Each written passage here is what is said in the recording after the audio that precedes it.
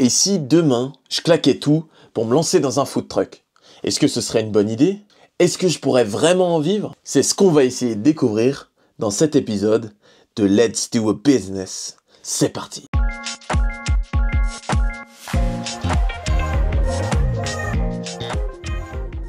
Dans cette vidéo, on va essayer de décortiquer ensemble le business du food truck. On va passer des investissements aux stratégies marketing pour finalement se poser une question cruciale. Est-ce que ce business est rentable et facilement scalable? Pourquoi ce business attire tant? Ce qui rend le business du food truck aussi attirant, c'est sa simplicité apparente. Pas besoin de diplôme, pas besoin de bureau, pas besoin de salarié. Il te faut juste une roulotte, du matos, de bonnes recettes et en théorie, t'es prêt. Et comme le disait Gusto dans Ratatouille, tout le monde peut cuisiner. Et c'est très exactement ça que pensent les gens en voyant le business du food truck. C'est concret, accessible, tu n'as pas besoin d'attendre 3 mois pour lancer une application ou chercher des investisseurs. Tu peux commencer avec tes mains, ta passion et ta débrouille. Et puis, il y a un autre truc qui attire, la liberté. Tu bosses d'où tu veux, quand tu veux, tu vois directement le résultat de ton taf puisque tu cuisines, tu sers et t'encaisses. Mais comme souvent avec les choses qui paraissent aussi simples, c'est rarement aussi évident qu'on le pense. Alors je suis allé creuser pour vous. Étape numéro 1, l'idée. Un food truck, c'est pas juste un camion qui vend à manger, c'est un concept sur roue. Et ça commence par un choix simple mais crucial. Qu'est-ce que tu veux proposer? Tacos, pizza, burger, pâtisserie, boisson, peu importe la spécialité que tu présentes, tant que tu la fais mieux que la moyenne. Parce que ce que les gens recherchent, c'est pas juste à manger, c'est une expérience. Un truc à retenir. Et surtout, il faut pas ressembler à un restaurant classique, car tu n'as pas de salle, tu n'as pas de serveur, tu as que quelques secondes pour convaincre avec ta devanture, ton menu et ton énergie. Donc, il faut se spécialiser, trouver un autre angle, car c'est ça le point de départ d'un food truck. L'idée. L'âme de ce business. Partie 2, qu'est-ce qu'il faut pour commencer? Bon, maintenant que tu as ton idée, ton concept, ta spécialité, on va parler de concret. Imaginons que tu veuilles lancer ton propre food truck. Eh bien tout d'abord, il te faut une roulotte. Et pour ça, tu peux compter un bon billet de 30 000 € si tu veux un camion d'occasion. Et si tu as le moyen de la tracter, une remorque peut faire l'affaire. Et là, pour une remorque, tu peux compter entre 15 à 20 000 €. Et là, t'es même pas encore prêt. Bah oui, parce que t'as pas encore d'équipement propre à ton activité. Là, il faudra compter environ 4 à 6 000 € pour pouvoir équiper proprement un food truck. On est presque prêt. Comment ça, presque? Bah ouais, t'as pas encore d'identité visuelle. Et rappelle-toi, c'est essentiel de se démarquer. Alors pour un look, logo, décoration, enseigne signalétique, prévoir bon billet de 1000 à 2000 € pour avoir un food truck clean visuellement. Et c'est bon, maintenant on peut commencer? Ouais, pas tout à fait. Il te faudra quand même créer une entreprise. Tu peux opter pour une micro-entreprise si tu veux commencer petit, ou directement créer une entreprise si tu vois les choses en un peu plus grand. Parce que créer une entreprise, ça va te permettre de facturer, d'acheter du matériel et surtout d'être légal. Et n'oublions pas les assurances pro, les frais d'entretien, le droit d'occupation de l'espace public et des redevances que tu vas devoir à la mairie ou au marché où tu vas te poser. Ensuite, il te faudra suivre une formation HACCP à 300 €. Il faudra aussi que tu obtiennes une carte de commerçant ambulant auprès de ta mairie ou de ta commune, que tu respectes les normes sanitaires de la DDPP, car ton camion doit être équipé comme une véritable cuisine. Point d'eau potable, surface lavable, zone froide et chaude séparées, ventilation, et en plus, des contrôles peuvent avoir lieu à tout moment, donc tu as intérêt à être en règle. Et bien sûr, si tu veux vendre de l'alcool ou des boissons, il va te falloir la licence adaptée. Et tout ça, ça coûte combien en tout finalement? Eh bien pour être prêt, il te faudra un minimum d'environ 27 000 €. Alors oui, tout le monde peut cuisiner, mais pour pouvoir cuisiner dans un camion et faire du chiffre, il te faut être bien préparé. Partie 3, se faire connaître, c'est plus simple qu'on ne le pense. T'as ton idée, t'as ton food truck, maintenant, il faut que tout le monde le sache. Et bonne nouvelle, on vit à une époque où tu peux exploser ta visibilité sans panneau d'affichage ou sans le budget marketing d'une multinationale. Il y a plusieurs canaux à exploiter dès le départ. Pour commencer, Google Maps et Google My Business. Tu veux que les gens te trouvent?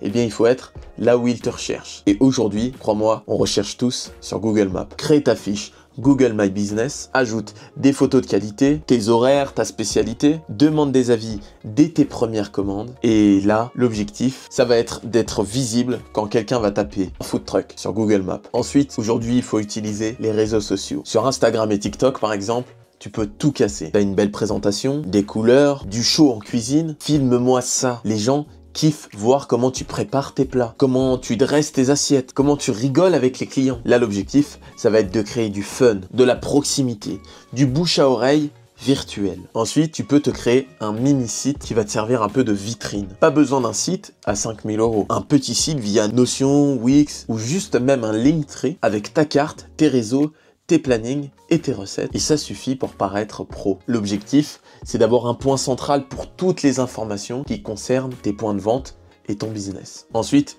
aujourd'hui, tu peux mettre des QR codes sur le camion, sur tes gobelets, sur les sacs. Ce QR code, il pourrait emmener vers ton Linktree ou même sur ta page Instagram. Et là, ça va te permettre de transformer un client ponctuel en un follower fidèle. Et bien évidemment, il existe aussi le fameux bouche à oreille. Tu fais kiffer un client, il en parle à 3 de ses potes. C'est vieux comme le monde, mais c'est encore la meilleure pub qui existe. Et là, tu as le combo expérience, plus photo Instagram, plus partage. Et c'est le jackpot. En conclusion, au niveau marketing, aujourd'hui, si tu es créatif et régulier, tu as zéro excuse pour ne pas te faire remarquer. Manger, ça se partage. Et ton food truck peut devenir une véritable star locale. Voire plus, mais il faut jouer le jeu. Partie 4. Penser comme une machine et agir comme un chef. Au début, tu fais tout toi-même, à l'arrache. Tu t'adaptes, tu coupes, tu serres, tu cours. Et puis un jour, tu réalises que si tu veux grandir, il va falloir t'organiser. Le secret dans tout ça, les process. Parce que un food truck qui fonctionne, c'est pas juste une bonne recette. C'est une machine bien huilée, rapide, efficace, répétable. Grâce au process, tu vas gagner du temps. Tu sauras exactement dans quel ordre faire les choses. Tu prépareras donc plus vite, tu ouvriras plus vite et tu serviras plus vite. Ensuite, ça te permet de t'améliorer chaque jour. Tu testes des choses, tu observes et tu documentes tout ce qui fonctionne. C'est l'amélioration continue version food truck.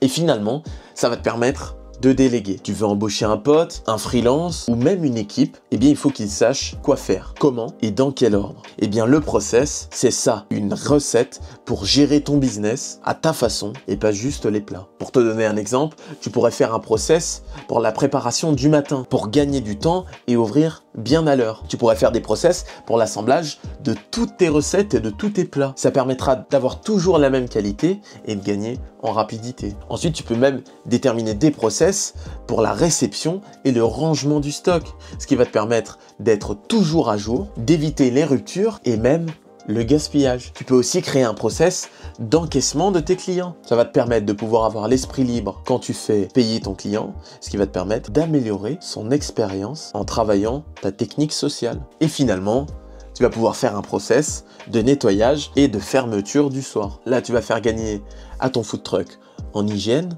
en efficacité et surtout, tu vas pouvoir rentrer plus tôt à la maison. Alors pour tout ça, la méthode, elle est simple. Tu fais, tu observes, tu notes ce qui fonctionne, tu écris le mode opératoire et tu l'améliores chaque semaine. En conclusion, t'as pas besoin d'être une franchise pour bosser comme une franchise. Et si tu veux vendre plus, bosser moins et kiffer ton projet, eh ben t'as intérêt à processer comme un chef. Partie 5, mon food truck de poké.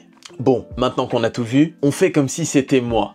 Je claque tout, j'achète une remorque, j'achète du matos et je lance mon food truck de Pokéball. Est-ce que ça tourne? Est-ce que je m'en sors? On va voir ça tout de suite. Le concept Poké & Co. Pourquoi ce nom? Il est simple, mémorable et bon pour le référencement. En plus, il dit exactement ce qu'on va y faire. Des pokés, des snacks et des boissons. Ensuite, il faut choisir le bon emplacement. Pas besoin d'un nom de grosse ville. Ce qui compte, c'est la stratégie derrière chaque lieu. Bah oui, parce qu'un bon emplacement, c'est une zone de passage le midi, des bureaux, une zone commerciale ou encore un parking. L'idée, c'est d'être présent là où il y aura des gens à des heures données. Ensuite, il faut choisir un endroit où il est autorisé de stationner, mais surtout où on va être très visible. Parce que je le rappelle, on doit convaincre le plus rapidement possible. Ensuite, il faut opter pour un endroit où il va y avoir une clientèle régulière. Parce que les habitués, c'est la clé dans ce genre de business. Et finalement, les événements ponctuels comme des marchés, des festivals ou des événements privés pour faire du cash en plus. La petite astuce, c'est d'alterner entre des spots fixes en semaine et des lieux événementiels le week-end pour être flex mais organisé. Pour me faire connaître, je vais opter pour une grosse communication sur les réseaux sociaux. Je filmerai tout, de l'installation à la préparation, au service, pour finir par la fermeture. L'idée, ça va être d'être au plus proche de mes clients pour qu'ils aient l'impression que je sois quelqu'un de proche à eux. Ensuite, je vais me faire connaître dans la région où je m'installe. Alors pour ça, je vais utiliser différentes stratégies marketing. Tout d'abord, les jeux et concours, qu'ils soient en présentiel ou en ligne. L'idée de base est de me faire connaître autour de chez moi. Alors, organiser des tombolas, des tickets à gratter, des interactions pour des réductions, toutes ces techniques peuvent marcher. En fait, l'idée, ça va être de créer chez le client un aspect attractif à venir consommer chez moi. Un simple poké pourrait devenir un jeu de loto et en plus leur permettre de faire gagner quelque chose qui leur fera se rappeler de moi. Ensuite, je pourrais même faire des collabs avec les influenceurs et les marques du coin. Là, l'idée, ça va être de proposer quelque chose de vraiment unique avec des personnes ou des entreprises qui ont une notoriété déjà bien installée. Bref, des techniques marketing, il en existe plein. Il suffira juste de trouver celle qui correspond à ton client cible. Alors pour ça, il faut juste essayer. Bon, et à part ça, au départ, combien il faut que j'investisse pour me lancer? Alors, je vais opter pour une remorque. Et personnellement, j'en ai trouvé une à 17 000 € sur les sites de revente en ligne. Ensuite, pour équiper cette remorque, j'ai fait un panier Amazon avec tous les équipements que j'estime nécessaires à la réalisation d'un poké. Et ce panier, il s'élève à 6 642 €. Et si tu veux voir le détail de tout ce que j'ai mis à l'intérieur, eh bien tu peux le retrouver en description. N'hésite pas à me dire ce que j'ai oublié. Ensuite, je vais allouer à peu près 2000 € au budget de design et de décoration, ce qui va me permettre de faire un beau food truck, je l'espère. Ensuite, je prévois 3000 € pour les frais d'installation divers et de création d'entreprise, soit un total à investir de 26 642 €. Ça fait un bon billet quand même, hein. Bon, et pour un business comme ça, combien de temps il faudrait que je bosse? Alors, imaginons que je suis tout seul dans ce projet. Donc forcément, je fais tout. La cuisine, la vente, la communication, l'administratif, le nettoyage. Je suis à mon compte, donc pas de 35 heures. Alors, pour la préparation, donc la cuisine et le stock, j'ai prévu 10 heures par semaine. Ensuite, pour la vente, donc on va parler de transport, de mise en place et de service aux clients. Ici, j'ai compté qu'il faudrait à peu près 30 heures par semaine. Ensuite, pour l'administration, les commandes, la communication, le nettoyage, je vais allouer une dizaine d'heures. Ce qui nous fait un total à la semaine d'à peu près 50 heures. Là aussi, ça fait beaucoup. Bon, et avec ça, combien je gagne? Eh bien, pour cette estimation, j'ai décidé de prendre uniquement les ventes de poké, pas les boissons et les snacks. Donc potentiellement, je vais gagner un petit peu plus. Mais on va rester simple. Alors, avec le prix moyen d'un poké à 12,50 €, un nombre de portions par jour objectif de 30, sur 5 jours ouverts par semaine, on devrait faire 1875 € par semaine, soit 7500 € par mois brut. Bah oui, parce que les charges, elles sont là. Elles bougent pas beaucoup si tu es seul, mais elles augmentent si tu décides d'embaucher ou de scaler. Alors, voyons à combien elles s'élèvent. Le coût des matières premières devrait être coté à 30% de mon chiffre d'affaires, soit 2250 €. Ensuite, on va retrouver les coûts de maintenance, d'essence et d'emplacement. Pour ça, j'ai prévu 500 €. Ensuite, il va y avoir les assurances et les frais fixes. Là, il faut compter un bon billet de 300 €. Et finalement, pour la communication et les outils numériques, on va mettre un petit billet de 100 €. Ce qui nous fait un total des charges de 3150 €. Bon, ce calcul, il est super intéressant parce qu'il va nous permettre de calculer notre retour sur investissement. Pour calculer mon retour sur investissement, on va compter que je me paye le SMIC. Mais tu ne peux pas te verser 1747 € sans charge. Et oui, l'entreprise doit payer les charges patronales qui s'élèvent à environ 42%. Ce qui veut dire que pour me payer un SMIC, l'entreprise doit débourser 2480 €. Donc, avec mon revenu net estimé à 4350, moins mon SMIC avec les charges, soit 2480 €, il reste à investir pour l'entreprise 1870 €. Et comme je vous ai dit, mon but, ça va être de scaler. Donc mon objectif, c'est d'épargner assez pour me payer un deuxième food truck.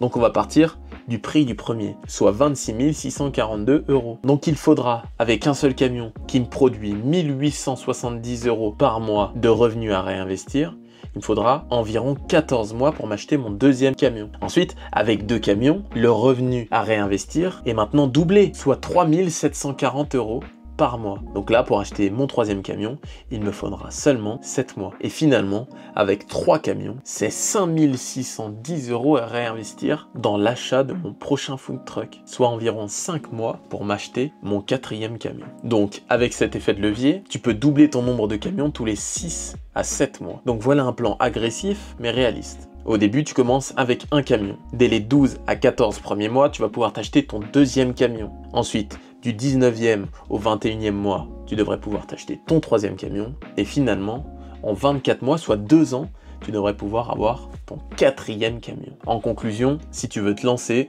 garde ça en tête. Un seul camion bien géré peut te payer un salaire et créer assez de cash pour financer un 2e. Et là, t'as plus qu'à répliquer. Alors ce business, il peut être petit, mais il peut devenir énorme si tu as une vision claire, des process solides et l'envie de faire kiffer les gens avec ta nourriture. Cette vidéo touche à sa fin.